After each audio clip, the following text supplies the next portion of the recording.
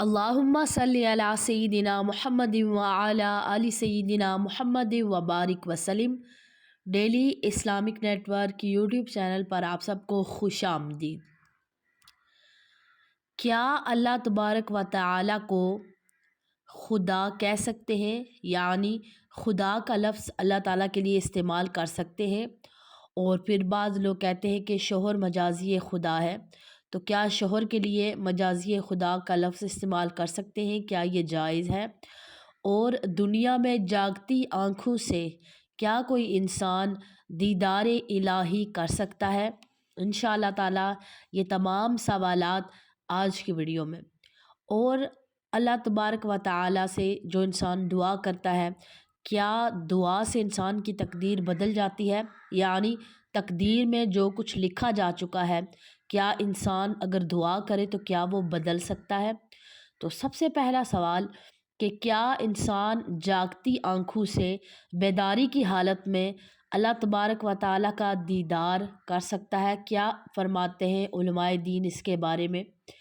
کہ کیا دنیا میں کسی کے لیے اللہ تبارک و تعالیٰ کا دیدار جاگتی آنکھوں سے ممکن ہے یا نہیں؟ اگر نہیں ہے تو پھر حضرت علی رضی اللہ تعالیٰ عنہ سے پوچھا گیا کہ آپ نے رب تعالیٰ کا دیدار کیا ہے؟ تو فرمایا میں اس وقت تک عبادت نہیں کرتا جب تک اللہ تعالیٰ کو نہ دیکھ لوں۔ اس کا کیا مطلب ہے؟ دیکھیں کہ دنیا میں جاگتی آنکھوں سے اللہ تعالیٰ کا دیدار صرف نبی کریم صلی اللہ علیہ وآلہ وسلم کے لیے خاص ہے، اور آخرت میں ہر صحیح العقیدہ مسلمان کے لیے ممکن ہے، اور بلکہ واقعہ ہے اللہ تبارک و تعالیٰ کا دیدار کرنا۔ اس کے علاوہ دنیا میں کسی کے لیے اللہ تعالیٰ کا دیدار شرعی طور پر ممکن نہیں۔ اگر کوئی اس کا دعویٰ کرے تو وہ اس کا حکم جو ہے وہ کفر پر ہوگا، وہ سچا انسان نہیں ہے اگر کوئی دعویٰ کرے اس طرح کا۔ اور اگر قلبی دیدار ہے یا خواب میں ہے تو یہ نہ صرف دیگر انبیاء کرام علیہ السلام کو ہوا بلکہ اولیاء کرام کو بھی حاصل ہوا قلبی دیدار۔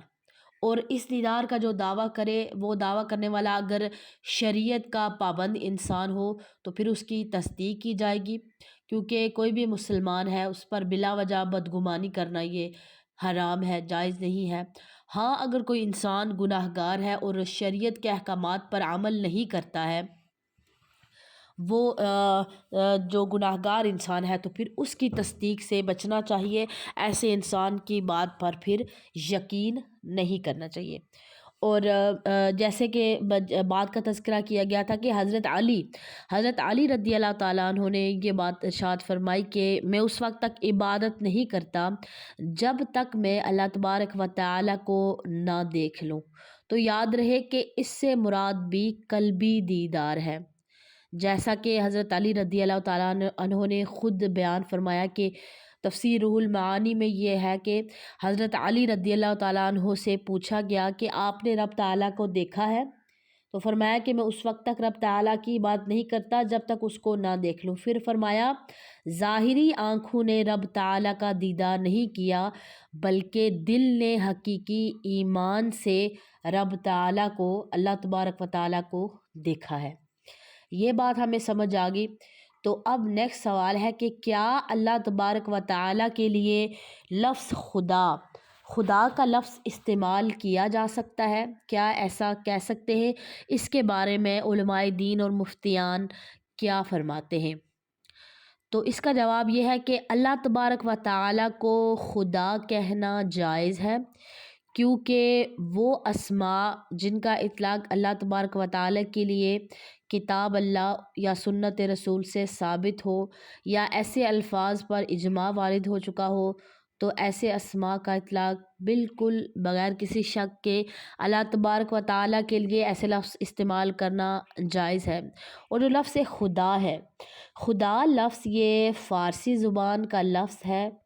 تو یہ کتاب میں یا سنت میں موجود تو نہیں ہے، لیکن اجماع ہے اس پر کہ اکابر جو علماء دین ہے وہ صدیوں سے اس لفظ کو بغیر کسی وجہ کے یا انکار کے استعمال کرتے آ رہے ہیں، اور اپنی کتابوں میں بھی انہوں نے اس لفظ کو لکھا ہے، اور اشعار میں بھی لکھا ہے۔ جو شعراء ہیں انہوں نے اپنے اشعار میں بھی اللہ تبارک و تعالیٰ کے لیے خدا کا لفظ استعمال فرمایا ہے۔ تو اسی طرح علماء، صوفیاء، اکابرین، اولیاء، ان کی کتابوں اگر ہم ان کی کتابیں پڑھیں تو کثرت کے ساتھ انہوں نے لفظ خدا کو استعمال کیا ہوا ہے، یعنی اتنی تعداد کے جن کو شمار بھی نہیں کیا جا سکتا۔ تو اس لیے یہ بات تفصیل سے واضح ہو گئی کہ اللہ تبارک و تعالیٰ کے لیے لفظ خدا استعمال کرنا بالکل جائز ہے، اور لفظ خدا کا مطلب ہے کہ مالک۔ مالک تو مالک جو ہے وہ اصل میں وہ اللہ تبارک و تعالیٰ ہی ہے، تمام جہان کا مالک اللہ ہی ہے۔ تو پھر ایسے مقامات پر یاد رکھنا چاہیے کہ ہم اپنی عقل کی بجائے بزرگان دین اور امت مسلمہ کے جو اجماع ہے اس پر ہم اعتماد کریں، اور یقیناً ہم سے زیادہ علم اور دین کی سمجھ جو ہے اور اللہ تعالیٰ کی معرفت رکھتے ہیں جو علماء کرام میں مفتیان ہیں یا بزرگان دین ہیں۔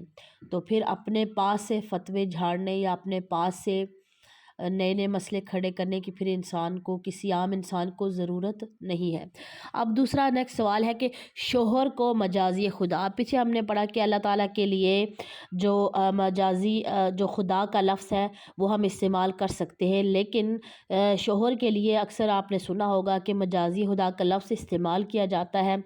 کیا ایسا کرنا جائز ہے یا شوہر کو مجازی خدا کہنے سے بچنا چاہیے؟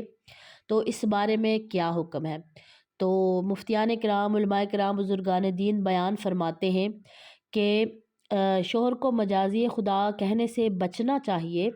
لیکن یہ جملہ کفریہ نہیں ہے کہ خدا کا ایک معنی مالک بھی ہوتا ہے، اور مجازی کے لفظ نے اس کی تعین کر دی ہے کہ یہاں یہ مالک کے معنی میں ہی ہے۔ تو اس فتاوی شارح بخاری میں ہے کہ اپنے آپ کو کسی کا مجازی خدا کہنے سے بچنا چاہیے اس لفظ سے، یعنی ایسا لفظ استعمال کرنے سے بچنا چاہیے، لیکن کفر یا نہیں اس پر ایسے اگر کسی نے استعمال کر لیا تو کفر کا فتویٰ نہیں لگایا جا سکتا۔ یہ جملہ کفر نہیں ہے کہ جو خدا کے معنی مالک ہے اور مجازی نے اس کی تعین کر دی ہے، تو اس لیے بچنا چاہیے ایسے الفاظ استعمال کرنے سے، لیکن اگر کسی نے کہہ دیا تو اس پر پھر جو نہیں لگایا جا سکتا، کفر کا فتویٰ نہیں لگایا جا سکتا۔ جو تیسرا سوال تھا کہ کیا فرماتے ہیں علماء کرام اس مسئلہ کے بارے میں کہ دعا سے تقدیر بدل جاتی ہے، کیا یہ بات کہنا درست ہے؟ اچھا، تقدیر کی 3 قسمیں ہیں۔ جو پہلی قسم ہے وہ ہے مبرم حقیقی، جو ایسی یہ تقدیر ہے کہ جو کسی دعا یا کسی عمل سے نہیں بدل سکتی ہے، لیکن اس کے علاوہ جو باقی 2 قسمیں ہیں اس کے بارے میں یہ بیان کیا جا سکتا ہے کہ ان تک اولیاء اللہ کی رسائی ہوتی ہے اور ان کی دعا سے، ان کی ہمت سے وہ ٹل جاتی ہے، یعنی تقدیر پھر اس سے بدل جاتی ہے۔ لیکن جو پہلے نمبر والی ہے وہ کسی صورت نہیں بدل سکتی، جو اللہ تبارک و تعالیٰ نے جو لکھ دیا ہوتا ہے وہ ہوتا ہے، لیکن جو باقی معاملات ہیں بعض دفعہ ایسا ہوتا ہے کہ انسان کی تقدیر میں یہ بات لکھ دی جاتی ہے کہ اگر یہ دعا کرے گا تو اس کی تقدیر بدل جائے گی، اگر یہ اس طرح کے اعمال کرے گا تو وہ اس طرح کی، یعنی نمبر 2 اور نمبر 3 والی جو قسم ہے ان 2 خانوں میں انسان کے لیے یہ لکھ دیا جاتا ہے کہ اگر یہ اس طرح کے اعمال کرے گا تو اس کو دیا جائے گا، اگر اس نے اس طرح کے اعمال کیے تو انہیں لکھا جائے گا۔ تو اب اس کے بارے میں پھر ہمیں آگے حدیث سے پتہ چل جاتا ہے کہ اللہ تبارک و تعالیٰ جب آپ دعا مانگ رہے تو آپ کو پتہ ہونا چاہیے کہ اللہ تبارک و تعالیٰ کس چیز میں، اب اگر کسی نے کوئی بھی دعا ہے اللہ تبارک و تعالیٰ سے آپ مانگ رہے، اولاد اگر کسی کو چاہیے تو انسان کیا کرے کہ اللہ تعالیٰ سے دعا مانگے، جس طرح انبیاء کرام نے دعا مانگی، اسی طرح بہت ساری دعائیں ہیں جو انسان اپنے لیے مانگتا رہتا ہے۔ تو انسان کو پھر کیا کرنا چاہیے کہ سچے دل سے پھر دعائیں مانگنا چاہیے۔ سنن ابن ماجہ میں ہے کہ حضرت صوبہ رضی اللہ تعالیٰ عنہ سے روایت ہے کہ رسول اللہ صلی اللہ علیہ وآلہ وسلم نے ارشاد فرمایا کہ نیکی کے سوا کوئی چیز عمر میں اضافہ نہیں کرتی، اور دعا کے سوا کوئی چیز تقدیر کو رد نہیں کر سکتی۔ تو مفتی احمد یار خان نعیمی رحمۃ اللہ علیہ ارشاد فرماتے ہیں کہ دعا کی برکت سے آتی بلا جو ہے وہ ٹل جاتی ہے، اور جو تقدیر ہے وہ انسان کی بدل جاتی ہے، لیکن تقدیر جو مبرم ہے وہ کسی طرح بھی نہیں ٹلتی، وہ ویسی ہی رہتی ہے جیسے اللہ تعالیٰ نے انسان کے لیے لکھ دیا ہوتا ہے۔ تو یہ جو ایک پہلے نمبر والی ہے یہ نہیں بدلتی، تو اس لیے انسان کو اگر کوئی دعا قبول نہ ہوتی ہو تو انسان کو سمجھ جانا چاہیے کہ یہ جو پہلے نمبر والی ہے تو وہ آپ کی اس کے کھانے میں آپ کا لکھ دیا گیا ہے، تو اس لیے انسان کو پھر پریشان ہونے کی بالکل بھی ضرورت نہیں ہے۔ اب انسان کہتا ہے کہ ہر کام اللہ کی مرضی سے ہوتا ہے یا ہر کام اللہ کی مرضی سے نہیں ہوتا، تو یہ اس طرح کے بارے میں یہ ایسے الفاظ کہنا کیسا ہے؟ تو علماء کرام اس بارے میں کیا فرماتے ہیں؟ تو علماء کرام بیان فرماتے ہیں کہ ہر کام اللہ تعالیٰ کی مرضی سے ہوتا ہے، اور اللہ تبارک و تعالیٰ جب تک نہ چاہے وہ کام نہیں ہو سکتا۔ یعنی اللہ تبارک و تعالیٰ کے صحیح عقیدہ یہ ہے، چھوٹا کام ہو بڑا کام ہو، ہر کام اللہ تبارک و تعالیٰ کے چاہنے سے ہی ہوتا ہے، اور اس کی چاہت ہو اور اس کا ارادہ ہو تو بغیر کچھ کہے نہیں ہو سکتا، یہاں تک کہ اگر وہ نہ چاہے تو پھر بندہ کچھ بھی نہیں چاہ سکتا، کچھ بھی نہیں کر سکتا۔ اس لیے اللہ تبارک و تعالیٰ نے قرآن پاک میں ارشاد فرمایا، اس کا ترجمہ کچھ یوں ہے، اور تم کیا چاہو مگر یہ کہ چاہے اللہ سارے جہان کا رب۔ تو اللہ تبارک و تعالیٰ جب تک نہ چاہے کوئی کام نہیں ہو سکتا۔ تو اگر کوئی یہ انسان کہے کہ جو جیسے کہ سوال تھا کہ اللہ تبارک و تعالیٰ کی مرضی سے ہر کام نہیں ہوتا، تو ایسا کہنا بالکل غلط ہے اور ایسا کہنا کفر ہے، کیونکہ ہر کام اللہ تبارک و تعالیٰ کی مرضی سے ہوتا ہے۔ لیکن کچھ انسان اب یہ سوچیں گے کہ انسان گناہوں میں بھی پڑا رہتا ہے، لوگ گناہ بھی کرتے ہیں، غلط کاریوں میں کرتے ہیں، اللہ تبارک و تعالیٰ تو نہیں چاہتا کہ انسان گناہ کرے یا انسان غلط کاموں کی طرف جائے یا برے کام کرے، فراڈ کرے یا کسی دوسرے کا قتل کرے، اللہ تعالیٰ تو نہیں چاہتا، لیکن اب وہ کام ہو رہے ہیں، تو حالانکہ ہر کام تو اللہ کی مرضی سے ہوتا ہے، تو اس بارے میں کیا ہوگا؟ دیکھیں یہ سارے معاملات اللہ تعالیٰ نے انسان کو جو زندگی کا وقت دیا ہے، یا آپ سمجھ لیں اس طرح ہے کہ جس طرح پورا سال ایک بچہ اپنے امتحان کی تیاری کرتا ہے، امتحان کا اسے وقت دے دیا جاتا ہے، یہ سلیبس ہے آپ کا، یہ کتابیں ہیں، پڑھیں آپ ان کو اسٹڈی کریں، اس کے بعد آپ کا 1 سال کے بعد آپ کا ایگزام ہوگا، اور جو بچہ پاس ہوگا اسے آگے نیکسٹ پروموٹ کر دیا جائے گا نیکسٹ کلاس میں، اور جو بچہ کامیاب نہیں ہوگا اسے واپس پیچھے دھکیل دیا جائے گا۔ تو یہی حساب ہے انسان کی زندگی کا۔ اللہ تبارک و تعالیٰ نے انسان کو ایک وقت دے دیا ہے اور ساتھ میں سلیبس بھی دے دیا ہے قرآن پاک اور حدیث کی روشنی میں، اور علماء کرام کی جو اللہ تبارک و تعالیٰ نے ہمیں عطا کیے، کتابیں عطا کی کہ ان کو پڑھیں اور ہدایت حاصل کریں، کیونکہ دین مکمل ہو چکا ہے۔ تو وہ اللہ تبارک و تعالیٰ نے انسان کو دے دیا سلیبس کہ ان کو پڑھیں، اور پھر گناہ ثواب کا بھی بتا دیا کہ جو اچھے کام کرے گا ان کے لیے، جو صالح عمل کرے گا ہمیشہ وہ جنت میں رہیں گے، وہاں پر نہریں ہوں گی، وہاں پر انسان کے لیے طرح طرح کے انعامات ہوں گے، اللہ نے بتا دیا۔ اور جو غلط کام کرے گا اور اس کے بعد پھر وہ انسان، پھر اللہ تعالیٰ ان کو عذاب دے گا، جہنم میں ڈالے گا، اور قبر کا عذاب بھی ایسے لوگوں کو ہوگا۔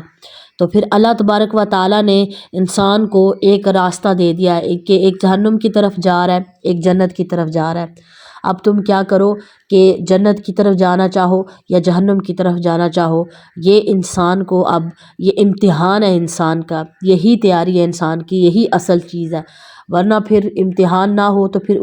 کیسے پتہ چلے گا کہ کون کتنے پانی میں ہے۔ اسی طرح بچوں کو بھی جیسے سلیبس دے دیا جاتا ہے کہ آپ پڑھیں، ایک کامیابی کی طرف راستہ، اگر پڑھو گے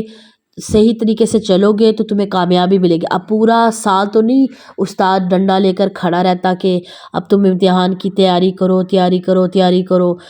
ورنہ تم نے، یا پورا سال تو نہیں امتحان لیتا رہتا ہے، بس پورا سال دے دیا جاتا ہے پڑھو اور اینڈ پر امتحان دو اور نیکسٹ پروموٹ ہو جاؤ۔ اسی طرح انسان کے لیے بھی ہے، اللہ نے ہمیں سلیبس دے دیا اور زندگی کے چند سال دے دیے اور کہا کہ دو راستے ہیں، فرمایا کہ دو راستے ہیں۔